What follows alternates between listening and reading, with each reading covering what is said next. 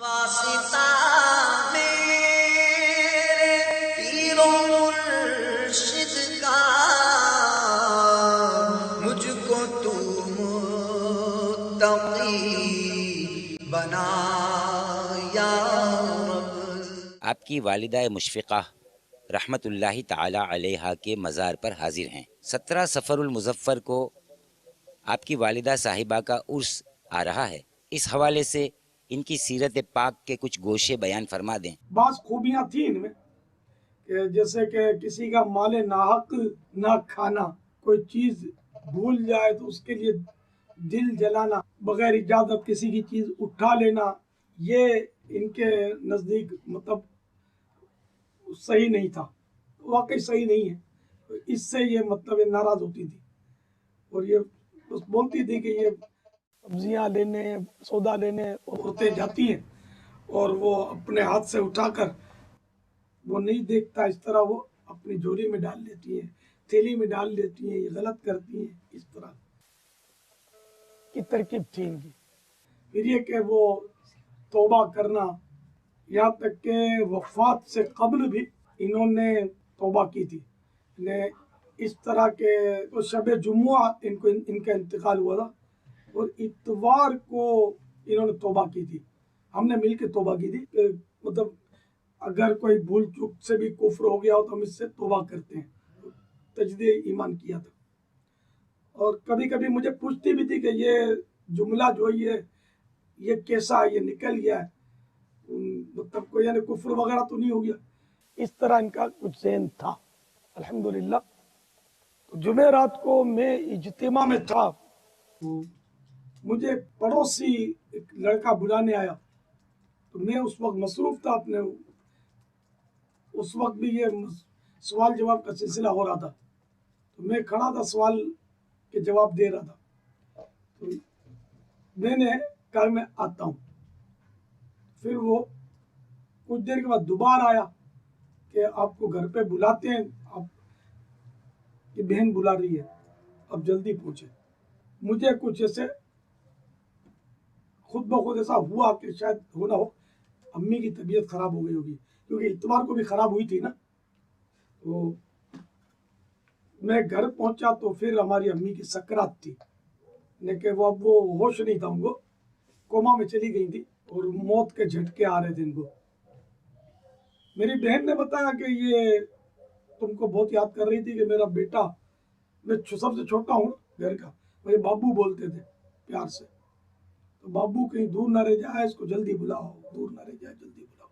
تو میں گیا تو بہرحال بیچاری کی زبان بند ہو گئی تھی اور میں نے یاسین شریف کی تلاوت شروع کی، اس دوران پھر ان کی روح قبض ہو گئی۔ بہن نے بتایا کہ انہوں نے آب زمزم پیا، استغفار کیا، استغفر اللہ پڑھا، انہوں نے کلمہ شریف پڑھا اور پھر ان کی زبان جو تھی بعد میں بند ہوئی۔ الحمدللہ اب انتقال ہو گیا۔ انتقال کے بعد ان کا چہرہ الحمدللہ کافی روشن تھا، اور جس جگہ ان کا انتقال ہوا وہ زمین کا ٹکڑا جو تھا، ہمارا گو گلی میں ہم رہتے تھے، اولڈ سٹی ایریا، بادامی مسجد کے قریب، تو وہ زمین کا حصہ جو تھا اس میں خوشبو ہو گئی تھی، تو میں اس کو سونگتا تھا، ہو سکتا ہے اگربتیوں کی خوشبو ہو گئی ہو، لیکن وہ 10:15 بجے رات 17ویں شب تھی صفر المظفر کی، رات کے 10:15 بجے ان کی تقریباً یہ وقت تھا، روح قبض ہوئی تھی۔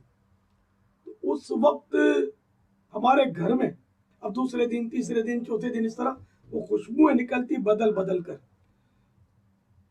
تو میں اپنے اس وقت کے دوستوں کو، عیسائی بھائی کی تو اصطلاح نہیں تھی، میں اپنے گھر لاتا تھا اور میں دیکھو میری ماں کے انتقال کا یہ وقت ہے، اور دیکھو سنی کس شان سے جاتا ہے، کیسی خوشبو آ رہی ہے۔ اس وقت وہ غیبی خوشبوئیں آیا کرتی تھی۔ تیجے کے جو پھول ہم نے لیے تھے، وہ تیجے کے پھول میں نے رکھے تھے اپنی والدہ کی قبر پر، وہ شام تک تر و تازہ رہے قبر پر، اور میرے ہاتھ میں شام تک خوشبو تھی پھولوں کی، میں سنگاتا تھا۔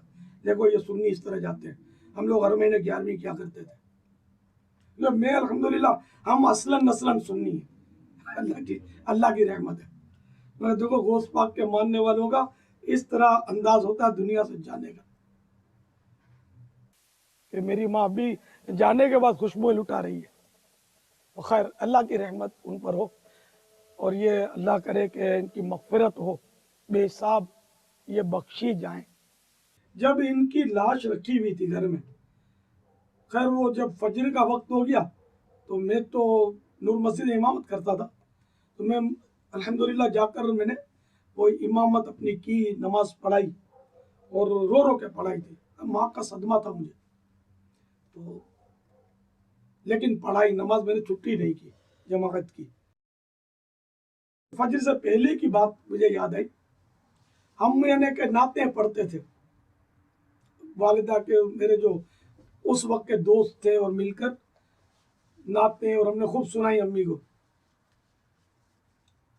और मैं बहरहाल ये कि बहुत अफसुर्दा था तो मैं रो रहा था। तो मुझे एक इस्लामी भाई ने, उस वक्त के एक दोस्त ने, अब वो भी दुनिया में नहीं है, तो उसने मुझे बताया कि जब नाते पढ़ी जा रही थी तुम बहुत रो रहे थे, तो मैंने देखा कि तुम्हारी माँ के होंठ हरकत में आए और मैंने आवाज़ सुनी कि मेरे बाबू को बोल दो कि ये रोए नहीं, मैं बहुत खुश हूँ। बोला, मैं कंफ्यूज हुआ कि मैंने कहा ये कहीं मुझे वहम हुआ है, ये तो फौत हो गई है, क्यों बोलेगी, कैसे बोलेगी। तो बोला मैंने फिर किसी मौलाना से बात की, तो उनसे बात की तो उन्होंने मुझे दलाइल दिया इसके, तो इसमें क्या है, तो सही है, ऐसा हो सकता है। खैर दूसरे दिन नहीं बताया इन्होंने मुझे, तो जब ये ना दूसरी रात आई ना, तो ये रात को बोला मैं जब सोया ना, तदफीन के बाद, तदफीन तो दिन को हुई थी जुम्मे के रोज, तो बोला मैं जब घर गया सोया तो मुझे कोई अजीब सी कोई घबराहट महसूस हो रही थी, तो मैं लेटा लेकिन नींद नहीं आ रही थी मुझे। फिर अचानक मैंने देखा कि तुम्हारी वालिदा जो है ना, ये मेरे कमरे में आ गई, खड़ी हो गई सामने आ गई और मुझे कहने लगी कि तुमने मेरे बाबू को बताया क्यों नहीं कि मैं खुश हूँ। मैं और परेशान हो गया कि ये क्या हो रहा है। मैं तो ये घर पे भी पहुंच गई, हम तो इसको दफन करके आ गए। तो इस तरह फिर शायद इन्होंने किसी मौलाना से रब्ता किया और बात की उससे, और फिर बोला मैंने मालूम करके ये मेरा वहम नहीं है, ऐसा हुआ है मेरे साथ। तो ये मुझे इन्होंने किस्सा बताया, ये दोनों वाकयात बताए। फिर ये बताकर जब चले गए तो फिर दोबारा मुझे मिले। इन्होंने कहा कि जब मैं आपको बताकर यहाँ से, आपको बताने वाला आपसे जुदा हुआ, तो एकदम से तुम्हारी माँ का चेहरा मेरे सामने उभरा, चेहरा उभरा और दो अल्फाज इन्होंने बोले, शुक्रिया, मेहरबानी, ये कहकर बस वो चेहरा गायब हो गया। यानी मुराद ये कि तुमने मेरे बेटे को बता दिया, तुम्हारा शुक्रिया। ऐ खुदा मेरे बापा को आबाद रख, ऐ खुदा मेरे बापा को आबाद रख, उम्मे अत्तार पर फजल कर रहम कर, उम्मे अत्तार पर फजल कर रहम कर, आले अत्तार पर फजल कर रहम कर, उम्मे अत्तार पर फजल कर रहम कर, तो जहां में खुदा इनको आबाद रख, ऐ खुदा, ऐ खुदा, ऐ खुदा मेरे बापा को आबाद रख। वासिता मेरे पीरो मुर्शिद का, मुझको तू मुत्तकी बना